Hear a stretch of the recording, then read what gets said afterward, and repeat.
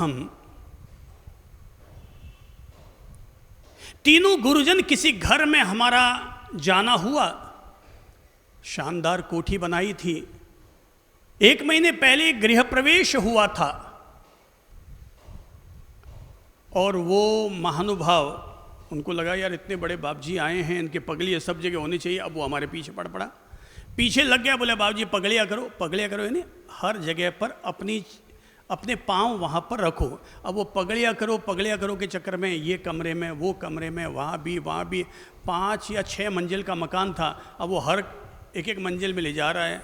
अब हमें भी लगा यार रोटी तो लेनी है यहाँ से 1 या 2, और ये हमारी घिसाई करवा रहा है पूरी 20 मिनट तक। अब ठीक है भाई, अब वो भी वरिष्ठ थे, थोड़ी आत्मीयता भी ज़्यादा रखते थे, तो अब वो एक एक कमरे में ले जा रहे। एक कमरे में बाप जी 8वीं पगड़िया, वहाँ भी पगड़िया, और यूँ करते करते 6 माले तक हमें ले गया। छत भी दिखा के लाया और वापस नीचे लेकर के आए, और बाथरूम तक में भी पगड़िया। और कहने लगे बाप जी ये यहाँ भी पगड़िया कर दीजिए। तो पता नहीं ललित प्रभु जी के मन में क्या जैसे उनका, भाई साहब बाथरूम तो जोरदार बनाए, कितना करो बनाए हो। बोले बाबू जी 35 लाख रुपया खर्च किया है इस एक बाथरूम को बनाने में, 35 लाख रुपया खर्च किया। और उन्होंने झट से एक खटका दबाया। सब ऑटोमेटिक था ना, कंप्यूटराइज्ड सिस्टम वाले आजकल, कि फ्लश में पानी भी आएगा तो अंगुली वहाँ टच करो, अपने आप वहाँ से बहना, वो पानी निकलना शुरू हो जाएगा। थोड़ा ऑटोमेटिक वाला, एक्स्ट्रा ऑटोमेटिक वाला था। तो पता नहीं क्या सूझा। मैंने कहा भाई साहब बाथरूम तो बहुत अच्छा बनाया है, इच्छा करती है कि हम भी यहीं पर बैठ जाएं, बाप जी यहाँ गए बैठ जाएं। तो भाया जो काम आना है केवल जाने के लिए, अब आप उसकी भी इतनी तारीफ करते चले जा रहे हैं। क्यों हम लोग वस्तु के प्रति अपनी चेतना को इतना उलझाते हैं? पदार्थगत चेतना के मालिक क्यों बनते हैं? आत्मगत चेतना के मालिक बने। मैंने कहा भाई साहब एक बात बताइए, आपने मकान जोरदार बनाया, ये दरवाज़ा क्यों बनाया? बोले बाप जी दरवाज़ा नहीं बनाते तो घर से बाहर कैसे जाते? मैंने कहा बंदा जब ये पता है कि ये दरवाज़ा बाहर जाने के लिए बनाया जाता है, तो जहाँ से जाना तय है वहाँ के प्रति अपने मन को, अपनी आत्मा को इतना ज़्यादा उलझाना, ये हमारे लिए कभी भी मुक्ति का आधार नहीं बन सकता। जिंदगी का कहीं ना हो जाए फ्यूज, उससे पहले आओ कर ले हम जीवन का यूज। सब बोलो, जिंदगी का कहीं ना हो जाए फ्यूज, उससे पहले कर लेते हैं हम जीवन का यूज। और जिस दिन हम में से किसी व्यक्ति को यह सत्य समझ में आ जाएगा कि हमें वस्तु तत्व का केवल उपयोग करना है, उसके प्रति मूर्छित होकर के नहीं जीना है, उसके प्रति आसक्त होकर के नहीं जीना है, आपके भीतर अपने आप अब अगले कदम बढ़ने शुरू हो जाएंगे। पर जब तक वस्तु का भाव मुख्य रहेगा तब तक अगले कदम हमारे बढ़ नहीं पाएंगे। जैसे मान लो घर में 3 सदस्य हैं, अब उनके लिए नाश्ता बनाना है। अब हम वस्तु तत्व को अगर महत्व देंगे तो क्या होगा, हम मंदिर भी नहीं जा पाएंगे। बोले भाई उनके लिए नाश्ता बनाना है, उनके लिए ये करना है वो करना है, उनको ऑफिस जाना है, उनको दुकान जाना है, उनको फैक्ट्री जाना है। ऊपर उठना होगा हमें, और जहाँ हम ऊपर उठते हैं, मैंने कहा जैसी होती है निष्ठा वैसी ही होती है हमारी प्रतिष्ठा। तो अगले जब हमारी अच्छी प्रतिष्ठा हो सके, अच्छी निष्ठाएं हमारे भीतर डेवलप हो सके, इसके लिए मैं आज प्रेरणा दूंगा, वस्तु भाव से ऊपर उठें। हम केवल वस्तु तक को महत्व न दें बल्कि गुणवत्ता को महत्व दें। अगर आपके बच्चे की शादी होने को आएगी, क्या देखने जाएंगे हम उसमें? हमारे सामने 2 विकल्प हैं। हम यह देखेंगे वो रूपवान है, या हम यह देखेंगे कि वो गुणवान है। क्या देखना चाहेंगे? क्या देखना चाहेंगे? गुणवान की रूपवान, या दोनों? वो गुणवान का मतलब ही संस्कार हो गया। सवाल ये उठता है कि हम रूपवान देखेंगे या गुणवान, क्योंकि दोनों चीजें भगवान एक साथ देकर के नहीं भेजता। जिसके पास रूप ज्यादा उसके पास अक्ल ज्यादा नहीं होती है, और जिसके पास भगवान अक्ल ज्यादा देकर भेजता है उसका रूप भी ज्यादा ऊंचा होना जरूरी नहीं है। कोई रेयर केस में, दुर्लभ केस ऐसा मिल जाए जिसमें रूपवान भी हो और गुणवान भी हो, पहलवान भी हो और विद्वान भी हो, तो ये सारे गुण एक साथ तो नहीं आ सकते। इसीलिए तो जब महासती द्रौपदी जी के 5-5 पति वर्ण हुए थे तो चकरा गए, 5 पति मेरे, ये कैसे संभव होगा। तब भगवान कृष्ण ने कहा था, तुमने मांगा था वर, मेरा पति योद्धा भी हो, मेरा पति सुंदर भी हो, मेरा पति धनुर्धारी भी हो, मेरा पति धर्मनिष्ठ भी हो। अब द्रौपदी कल्याणी तुम ही बताओ कि एक ही आदमी में सारे गुण कहां से आ सकते हैं।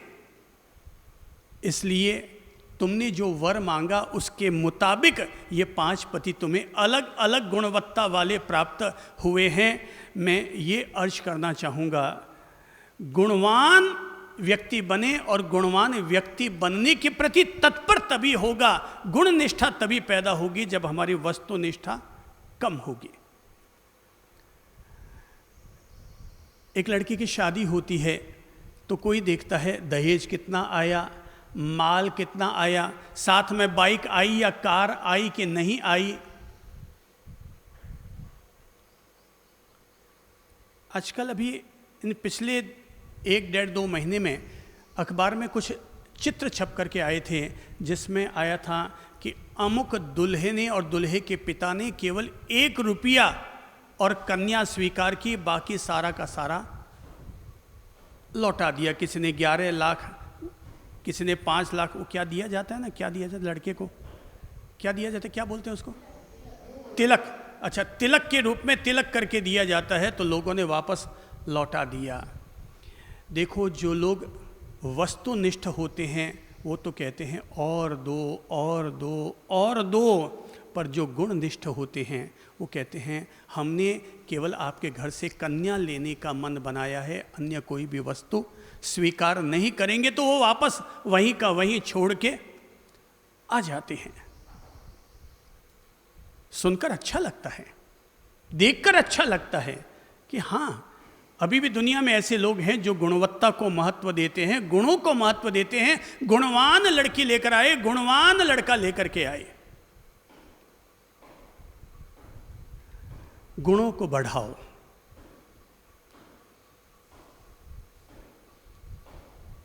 कहते हैं कि सम्राट नेपोलियन के दरबार में एक आर्टिस्ट पहुंचा, चित्रकार, नेपोलियन का चित्र बना करके, और नेपोलियन को ला करके चित्र देना चाहा, पर वहां तो भीड़ बहुत थी, सो उसे पंक्ति में खड़ा होना पड़ा। कोई इस पर गौर भी नहीं कर रहा था, सामान्य कपड़े लत्ते पहने हुए पेंटर आया था, किसी ने गौर भी नहीं किया, लाइन में खड़ा कर दिया गया।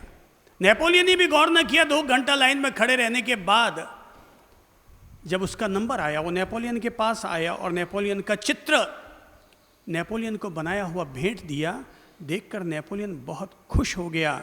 जिंदगी में पहली बार मेरा चित्र किसी ने इतने सुंदर नयनाभिराम तरीके से बनाया है।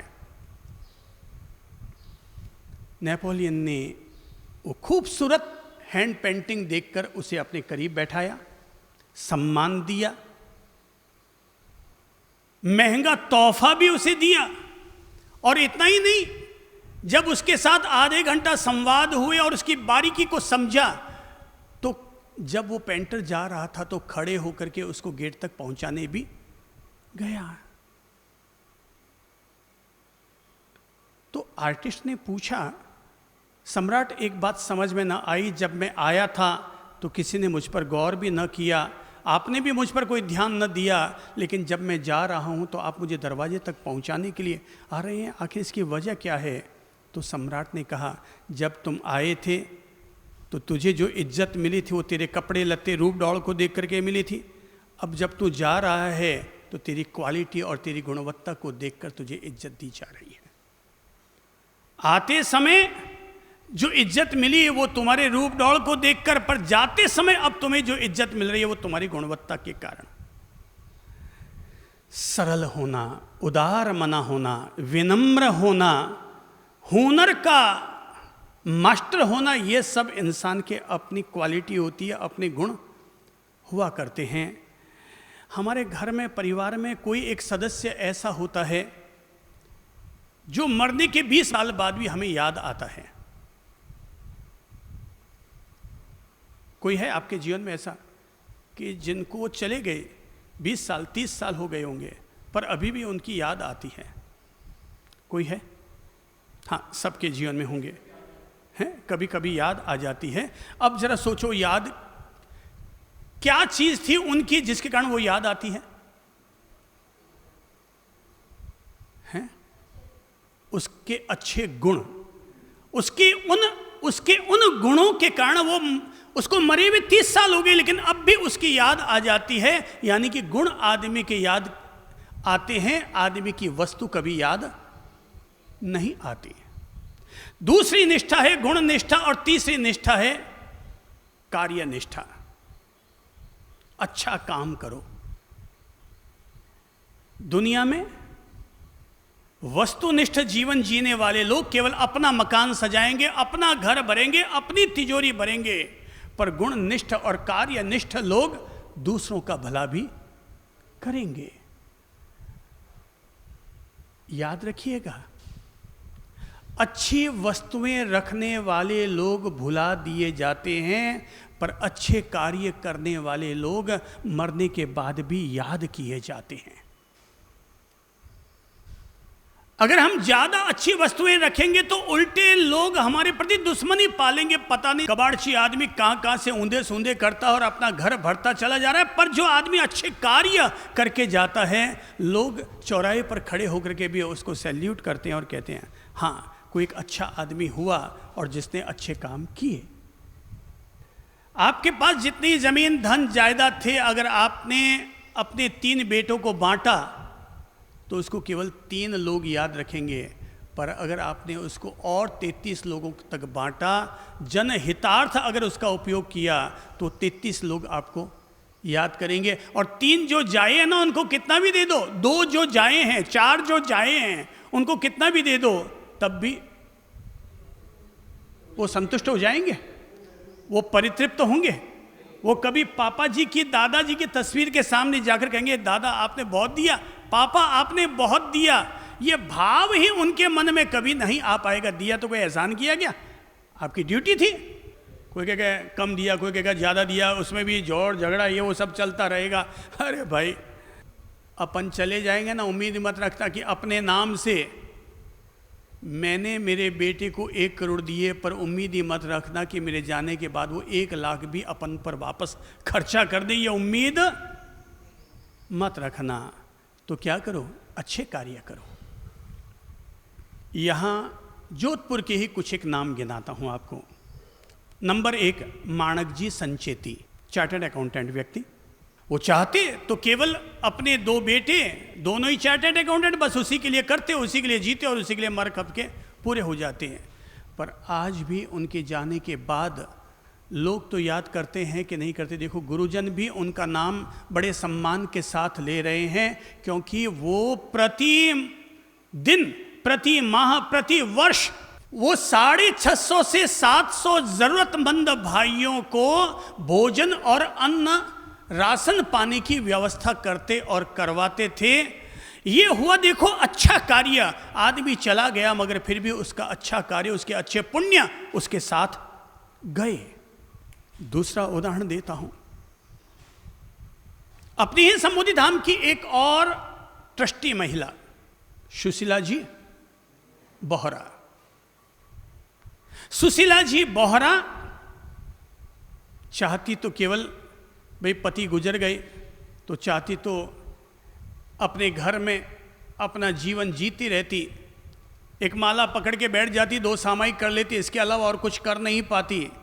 पर निष्ठा वस्तु से आगे बढ़ी, गुण तक पहुंची, गुण से आगे बढ़ी, कार्य तक पहुंची, और उस कार्य निष्ठा का परिणाम ये निकल कर आया, आज उस महिला के नेतृत्व में 700 से ज्यादा नेत्रहीन बच्चों का पालन पोषण और विद्यार्जन होता है।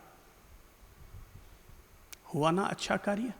मैं तो देखिए ऐसे लोगों को पसंद करता हूं जो कार्य निष्ठा में विश्वास रखते हैं, जिन्होंने अच्छे कार्य किए हैं। भगवान सिंह जी परिहार इसी शहर के, ये सब अच्छे कार्य करके चले गए लोग, लेकिन आज भी याद किए जाते हैं। भगवान सिंह जी परिहार ने देखा कि लोग, वे बच्चे जो उनको नहीं चाहिए, लड़की के रूप में, कन्या के रूप में वो जन्म ले चुकी है, और जिन लोगों को लड़के ना चाहिए वो सड़कों पर डालकर चले जाते हैं। भगवान सिंह जी परिहार उनको अपनी गोद में उठा कर ले आते। उन्होंने उनकी पीड़ा को समझा और लव कुश आश्रम का निर्माण करवा दिया, जहां पर हर वर्ष ऐसे फेंक दिए जाने वाले बच्चों को लाया जाता है, उनका पालन पोषण होता है, उनको नौकरी तक लगाया जाता है। अगर कन्याएं हैं तो उनका विवाह तक का सारा दायित्व पूरा करके उनको स्वावलंबी बना दिया जाता है। भाई ये है कार्यनिष्ठा, ये है अच्छा कार्य करके जाना। आदमी केवल वस्तु तक जीवित रहेगा तो केवल वस्तुएं इकट्ठी करके अपना जीवन पूरा कर लेगा, पर इससे आगे बढ़ेगा तो गुण निष्ठा बढ़ेगी, हमारी कार्य निष्ठा भी तब बढ़ेगी। मैं एक व्यक्ति का नाम बड़े सम्मान के साथ लूंगा, मुंबई के हैं, खेतानी परिवार। मैं ये व्यक्ति का नाम इसलिए ले रहा हूं अब ये आपको समझाने के लिए कि आप सभी लोग या देश और दुनिया में जो भी यहां बैठे बैठे हमको सुन रहे हैं, मैं उन सभी लोगों को प्रेरणा देने के लिए अब ये नाम ले रहा हूं, खेतानी। 3 भाई हैं। बड़े भाई का नाम है किशोर जी खेतानी, मंझले भाई का नाम है महेंद्र जी खेतानी, और उनसे छोटे तीसरे भाई हैं, उनका नाम है चंद्रेश खेतानी। 2 भाई इंडिया में रहते हैं और एक भाई साउथ अफ्रीका में रहते हैं। उनके काम क्या है? रत्नों का काम है। वहाँ जो कच्चा माल निकलता है सोने और रत्नों का, वो कच्चा माल वहाँ से खरीदते हैं और इंडिया में भेजते हैं। धंधा सभी करते हैं, व्यापार सभी करते हैं। एक बार उनके घर पर एक साध्वी जी आए और बोले मेरे पाँव में बड़ी चोट लग गई है और मुझे पहनने के लिए पाद रक्षक कपड़े की बनी हुई ज़रूरत है, अगर आप मुझे बनवा दे तो। हाँ ठीक है, बनवा देंगे। और वो पाद रक्षक उन्होंने बनाया, चप्पल बनवाई और वो साध्वी जी को ले जाकर दी। और 4-5 दिन बाद वापस वो साध्वी जी घर पर आए आहार लेने के लिए, तो बोले कि भाई, वो गुजराती परिवार है, तो उनसे कहा कि भाई तूने मुझे जो पाद रक्षक चप्पल बना के दी, इससे मुझे बहुत साता मिली, मुझे बहुत अनुकूलता लगी, मेरा दर्द अब काफ़ी कम हो गया, आपको बहुत बहुत धर्म लाभ, भगवान आपका साथ दे। वो साध्वी जी तो ये बोल के चली गई, पर जब ये देखा कि हमारी एक कपड़े की बनी हुई चप्पल पहनाने से एक साध्वी को, एक चारित्र आत्मा को अनुकूलता मिली, तो क्यों ना हम और साधु साधियों के लिए भी ये काम करें। अब उन्होंने पाद रक्षक और बनवा दिए और साधु साध्वी जी महाराज से कहा किसी को ज़रूरत हो तो ले लीजिए। अब देखिए, कई साल पहले एक पाद रक्षक, तो वो बनाने का काम उन्होंने शुरू किया। आज की तारीख में प्रेरणा लेने जैसी बात ये है, वो प्रत्येक साधु साध्वी जी महाराज के लिए प्रति वर्ष करोड़ों करोड़ रुपये लगा करके समस्त साधु साध्वी जी महाराज की सेवा और वयावृत्ति की व्यवस्था करते हैं। हर वर्ष अगर 20,000 साधु साध्वी इस समय देश में विद्यमान है, तो हर साधु साध्वी के पास चिट्ठी जाती है, वापस लिफाफा लगा हुआ, डाक टिकट लगा हुआ लिफाफा रहता है कि 100 तरह की ये आइटम की लिस्ट है, इनमें से किसी भी चीज का अगर आपको जरूरत हो, उपयोग में आ सकती हो, तो हमें लाभ देने की कृपा करें। और देश भर के समस्त साधु साध्वियों को इस तरह से भेजते हैं। आज भी किसी भी साधु साध्वी जी महाराज का एक्सीडेंट हो जाता है, केवल उनके परिवार को फ़ोन कीजिए। आप जहाँ हैं, जिस शहर में हैं, आपको केवल फ़ोन करना है और उस हॉस्पिटल का नाम भेजना है और क्या खर्चा हुआ, केवल वो उसको विगत उनको भेज दो। अभी हाथों हाथ 15 मिनट में उस हॉस्पिटल के खाते में वो धन सारा का सारा जमा हो जाएगा। जैन धर्म के साधु साध्वी जी महाराज वाहन का उपयोग नहीं करते हैं, तो बूढ़े हो जाने पर, बीमार हो जाने पर उनके लिए व्हील चेयर की व्यवस्था होती है। उस खेतानी परिवार के द्वारा एक व्हील चेयर 13,000 से 15,000 रुपये की आती होगी। उस खेतानी परिवार की ओर से हर वर्ष 400 से 500 व्हील चेयरें साधु साध्वी जी महाराज के लिए हर वर्ष दी जाती है। मैं कहता हूँ आप भी अपने घर में वस्त्र रखिए, वो सामान भी रखिए जो सामान किसी साधु साध्वी जी महाराज को आपकी ओर से देने के काम आ सकता हो। हमें अपने लिए 200 साड़ियाँ, 100 साड़ियाँ, 50 साड़ियाँ रोज खरीदना और लेना याद आ जाता है। मैं कहूँगा भाई, हम सारे लोग अगर संत नहीं बन सकते तो कोई बात नहीं, पर जिन्होंने संत जीवन ग्रहण करके, मुनि जीवन ग्रहण करके और भगवान के पथ के लिए अपना जीवन समर्पित किया, हम कम से कम हम संत न बन पाए तो जो संत बने हैं उनकी सेवा का अवसर तो प्राप्त कर ही सकते हैं। हम अपने 2 उपकरण तो उनको दे करके, हम संत न बन पाए तो क्या हुआ, हम उनके लिए अपने उपकरण दे करके और उनके संयम साधना में मददगार जरूर बन सकते हैं। हर घर में रखा जाना चाहिए। वस्त्र भी रखो, 4 वस्तुएं भी रखो। जैसे आपके यहाँ कोई महाराज साहब जी आए, आप कहेंगे साहिब जी गोचरी, तो अंदर आएंगे। अंदर आने पर आपने उनको 2 रोटी या सब्जी या जो भी आपने बनाया बस वो दे देंगे। नहीं, अपने घर में वस्त्र भी रखिए। कहिए गुरुदेव, अगर आपको वस्त्र की ज़रूरत हो हमें लाभ दीजिए। विक्स की डब्बी भी रखिए। गुरुदेव, शरीर है, तन अपना काम करता है, अगर आपको विक्स की, कोई तरह की दवा की, कोई तरह की औषधि की ज़रूरत हो तो मुझे ज़रूर लाभ दीजिए। और वो लाभ लेकर के खुश होइए कि आज मेरा धन सार्थक हुआ, आज मेरा अन्न सार्थक हुआ, आज मेरा वस्त्र सार्थक हुआ, मेरा वो सब व्यापार करके जो मैंने ग्रहण किया है वो आज मेरा सार्थक हुआ कि आज मेरे हाथों से किसी साधु साध्वी जी महाराज के संयम साधना करने में मेरी कोई चीज काम आ पाई। ये कार्यनिष्ठा है भाई, यही है कार्यनिष्ठा। अच्छे कार्य करो।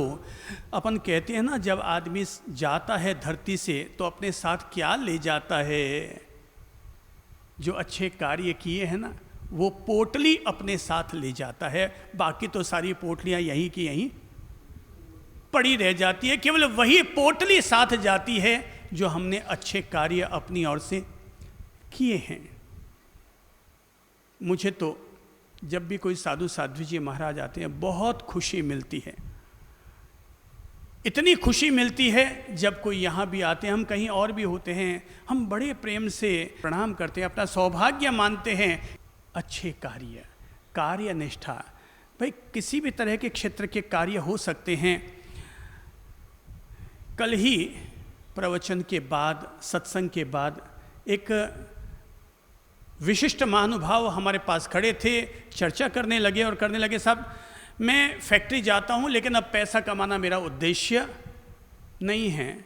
मैंने कहा भाई साहब, सुबह 9:30 बजे निकल जाते हो और 8 बजे तक, रात तक वहीं अपनी घिसाई करते हो और फिर कहते हो कि पैसा कमाना मेरा उद्देश्य नहीं है। मैं कहा एक काम कीजिए ना, आप कहते हैं पैसा कमाना मेरा उद्देश्य नहीं, तो एक काम कीजिए, इस महीने में जितनी भी आपकी कमाई हो यहाँ मेरे पास लेके आ जाना, मैं आपको अच्छे कार्य में खर्च करवा दूंगा। इस पूरे महीने की सारी कमाई लेके आ जाए। है बाप जी, है बाप जी, सारी कमाई। तो फिर ये क्यों कहते हो कि पैसा कमाना मेरा उद्देश्य नहीं है? भाई एक उम्र के बाद, 50 साल की उम्र के बाद, 50 साल तक आप 8 घंटा फैक्ट्री में गए, तो मैं कहूँगा 50 साल के बाद उसमें से 2 घंटा फैक्ट्री से हटाओ और उसको अच्छे कार्य के लिए लगाओ। 50 साल की उम्र तक आपने जो कमाया, माना कि आपके अपने बच्चों की फीसें चुकानी है, उनका पालन पोषण करना है, सब कुछ करना है, करो। पर 50 की उम्र अगर आ चुकी है तो उसके बाद जो अर्जन करेंगे उसमें से एक हिस्सा मैं भलाई के लिए, अपनी पुण्याई के लिए मैं समर्पित करूंगा, क्योंकि केवल मुझे यह लोक की यात्रा थोड़ी करनी है, मुझे अपने अगले जन्मों की तो व्यवस्था करनी है। पूर्व जन्म में अच्छे कर्म किए तो आज काम आ रहे हैं, फिर वापस अच्छे कर्म करेंगे, अच्छे पुण्य अर्जन करेंगे तो फिर हमारे आगे काम आएंगे। नहीं तो बंदा खाली पोटली गया और ऊपर से धक्के खिला करके वापस कच्ची बस्ती में पैदा कर दिया गया, क्योंकि तेरे पास कुछ था ही नहीं जो तेरी पोटली में डाल करके तुझे भेजा जा सके। अच्छे कार्य करो। लीजिए, अब बात को समापन कर रहा हूं, पर एक नाम याद आ रहा है अच्छे कार्य करने के लिए, प्रेरणा लीजिएगा। देश दुनिया भर के लोग यहां से प्रेरणा लें और प्रेरणा लीजिएगा। एक व्यक्ति का नाम ले रहा हूं, इसी शहर का एक व्यक्ति जिनका नाम है श्यामजी कुंभट। सब लोग जानते हैं ना, आप लोग, है ना, श्यामजी कुंभट। अब देखिए, समझिएगा, वो व्यक्ति विदेश में रहते हैं। वो कहते हैं मैं प्रतिदिन 8 घंटा सख्त मेहनत करता हूं। मेरी उम्र कितनी है? 77, 78, वही 75 से ऊपर लग रही थी मुझे उनकी उम्र। वो कहते हैं रोजाना मैं 8 घंटे काम करता हूं। अब प्रेरणा लीजिएगा, मोटिवेट कीजिएगा खुद को। कार्य निष्ठा जगाने के लिए आपको ये प्रेरणा दे रहा हूं, श्यामजी कुंभट का नाम लेते हुए। वो व्यक्ति कहते हैं मैं प्रतिदिन 8 घंटा मेहनत करता हूं, सख्त मेहनत करता हूं। और वो व्यक्ति इस शहर का बड़ा दानवीर आदमी है।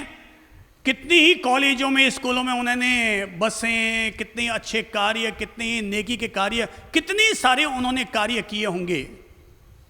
पर वो कहते हैं बाप जी, मैंने नियम ये बना रखा है कि मैं जिस कंपनी में काम करता हूं वहां का मेरा पैकेज करोड़ों का है। समझिएगा, उनका पैकेज वहां पर करोड़ों का है। पर वो कहते हैं मैं उस राशि में से एक पैसा भी अपने लिए उपयोग नहीं करता। बोले अभी अगर मैं धंधा छोड़ के आ जाऊंगा तो मैं इतना नेकी का काम न कर पाऊंगा जितना मैं अभी करता हूं। तो मैं कंपनी में जो जॉब करता हूं, मेरे खुद के जीने के लिए, मेरे परिवार के जीने के लिए इतना भगवान ने दे रखा है कि मेरी 3 पीढ़ियां भी खत्म नहीं होना है।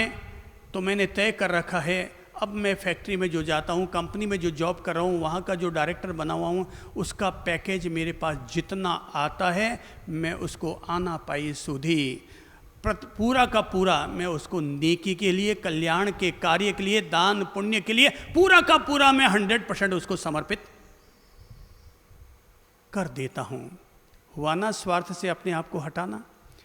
इतना बड़ा नेकी का काम कर लिया। कार्य निष्ठा, ये एक ऐसा कार्य है जो कार्य निष्ठा हमें बताती है। आदमी के पास है, अब हमारा नज़रिया बदल गया। एक में व्यक्ति फैक्ट्री जा रहा है मगर फिर भी अर्जन की कामना है। एक व्यक्ति फैक्ट्री जा रहा है पर विसर्जन की कामना है कि मैं बहुत है, भगवान ने मुझे बहुत दे दिया, अब मैं लुटाऊंगा। मैं उन लोगों के लिए अब मेहनत करूंगा जो लोग खुद तो मेहनत करते हैं, पूरा अर्जन नहीं कर पाते। अब मैं उनके लिए अर्जन करूंगा ताकि मैं उनके लिए विसर्जन कर सकूं, उन लोगों को पांवों पर खड़ा कर सकूं, मैं औरों की मदद कर सकूं। मेरे भाई बहनों, ये कार्य निष्ठा है। वस्तु निष्ठा से ऊपर उठेंगे तो गुण निष्ठा और कार्य निष्ठा की तरफ हम आगे बढ़ पाएंगे। अच्छे काम कर जाओ। जब मैंने बोलना शुरू किया उस समय मुझे लगा हमारे ज्ञानी जनों ने हमें क्या समझाया है, हमारे महान पुरुषों ने हम लोगों को क्या दृष्टिकोण दिया है। मुझे लगा हमारे महापुरुषों ने हमें एक ही दृष्टिकोण दिया है, वस्तु पदार्थ के प्रति रहने वाली आसक्तियों से ऊपर उठो तो अपने आप कुछ गुण के प्रति, कुछ अच्छे कार्य के प्रति हमारी सजगता और सद्भावना अपने आप बनेगी। अंतिम निष्ठा, और वो है धर्मनिष्ठा, आत्मनिष्ठा। धर्मनिष्ठ और आत्मनिष्ठ जीवन जीने के लिए चौथी जो निष्ठा हो सकती है, धर्मनिष्ठ जीवन, आत्मनिष्ठ जीवन।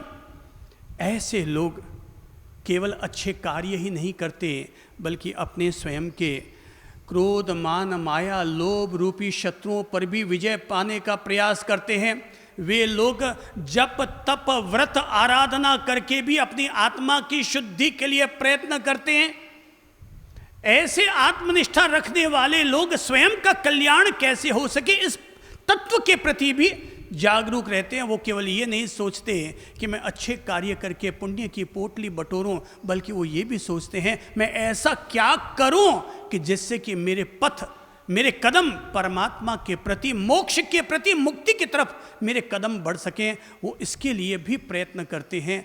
आत्मनिष्ठ होना सर्वोत्तम है। वस्तुनिष्ठ होना 84 लाख जीव योनियों में भटकने के लिए है, पर आत्मनिष्ठ होना स्वयं के लिए मोक्ष के द्वार खोलने के लिए हुआ करते हैं। तो चौथी निष्ठा है वो आत्मनिष्ठा है। कभी दशरथ जी के सिर के 4 बाल सफ़ेद हो गए थे। उनके भीतर त्याग का भाव पैदा हो गया। उनको लगा कि हमारे लिए हमारे धर्म शास्त्रों ने ब्रह्मचर्य आश्रम, गृहस्थ आश्रम, वानप्रस्थ और संन्यास आश्रम की व्यवस्था की है। अब मेरे बाल सफ़ेद होने लग गए, यानी कि घंटी बजने लग गई है। अब तेरी उम्र अब मृत्यु की तरफ बढ़ रही है। जो अब करना है सो कर ले। राजरानियों का खूब भोग किया, राजमहलों का खूब उपभोग किया, किसी को दंड दिया, किसी को कारागार में डाला, जो करना था सो कर लिया। अब 4 बाल सफ़ेद आ गए। जागो। 4 बाल सफ़ेद आने का मतलब अब जागो। भाई साहब, खाना खाते हैं तो पहले मिठाई खाते हैं, रोटी सब्जी दाल खाते हैं, लास्ट में चावल आता है। चावल आने का मतलब क्या हो गया? अब अपनी दुकानदारी पूरी करो, चावल खाओ, खड़े हो, हाथ धो, थाली धो करके अपनी रख दो। चावल है, ये सफ़ेद बाल आ गए, यानी थाली में चावल आ चुके हैं। अब जिसको जो अपना करना है वो कर लो। अब जिसके भी बाल सफ़ेद हो गए, अब उनके वापस काले तो होने नहीं हैं। तो आत्मनिष्ठा रखने वाले लोग, दशरथ जी के सिर के 4 बाल सफ़ेद हो गए। पता है उन्होंने क्या मन बनाया? पुत्र को राजपाट सौंपता हूँ, मैं मेरा अब वानप्रस्थ का जीवन स्वीकार करता हूँ। अब ये अलग बात है कि भवितव्यता को, होनी को ऐसा कबूल नहीं था, सो उनके जीवन में दूसरी तरह का उतार चढ़ाव आ गया। पर उन्होंने मन यही बनाया था। जब 4 बाल सफ़ेद आए, आईने के सामने गए, देख रहे थे, बालों को देखने लगे, तब कहते हैं एक भविष्यवाणी हुई थी उनके लिए, और उस भविष्यवाणी को सुनकर के उन्होंने ये निर्णय लिया था। और तब ऐसा कुछ हुआ था, केश पके तन प्राण थके, अब राग अनुराग को भार उतारो, मोह महामद पान कियो, अब आत्म ज्ञान को अमृत ढारो। जीवन के अंतिम अध्याय में त्याग करो और दीक्षा धारो, पुत्र को सौंप के राज और पाठ करो, तप आपनो जन्म सुधारो। व्यक्ति की सोई हुई चेतना को जगाने के लिए बहुत अच्छे बोल हैं। केश पक गए, तन और प्राण थक गए, तो अब क्या करो? अब ये जो छाती कूटे हैं ना, इनको थोड़ा कम करो। अब तुम्हारी बॉडी में इतनी ताकत नहीं बची कि अब तुम वो सारे छाती कूटे कर सको जो जवानी में किए थे। तो क्या करो? जीवन के अंतिम अध्याय में त्याग करो और दीक्षा धारो, पुत्र को सौंप के राज और पाठ करो, तप आपनो जन्म सुधारो। दिन तो बीत रहा है, रात्रियां बीत रही हैं, उम्र बीत रही है। अब जिसको अपना शेष जीवन में जो कल्याण करना है सो कर लो। अभी जब कोरोना का संक्रमण चल रहा है और लोग उससे इतने डरे हुए लगते हैं, तो मैं सबसे कहता हूँ भाई, केवल जीवन को बचाओ मत, बल्कि जीवन का कल्याण कैसे हो सके वो व्यवस्था भी ज़रूर कर लो, क्योंकि पता नहीं है 6 महीने बाद कौन रहेगा और कौन जाएगा। इसलिए अब जो जिसको करना है कर करा के चले जाओ। तप कर लो, व्रत कर लो, जप कर लो, आराधना कर लो, दान पुण्य कर लो, दूसरों की मदद कर लो। जो आपको करने का दिल कर रहा है, हर व्यक्ति को पता है क्या करने से मेरा भला होगा, बस ऐसा कुछ कर लो भला कि अगले जन्म में वही भला उलट कर हमारे लिए बन जाए लाभ, वही हमारे लिए धर्म लाभ का अवसर बन जाए। तो कुल मिलाकर के इतनी सी सार बात समझाना चाह रहा हूँ, केवल अपने आप को वस्तु तक सीमित मत रखो, केवल पदार्थ तक सीमित मत रखो, बल्कि उस पदार्थ से ऊपर उठकर गुणवाचक, कार्यवाचक या गुणनिष्ठ, कार्यनिष्ठ और आत्मनिष्ठ जीवन के प्रति भी हमारी सजगता बने, हमारी भाव दशा बने, हमारी अंतर्दशा बने। ये आत्म जागृति होनी ज़रूरी है। और ऐसा ही हम सब लोगों को हमारे समस्त महापुरुषों का, तीर्थंकरों का उपदेश है।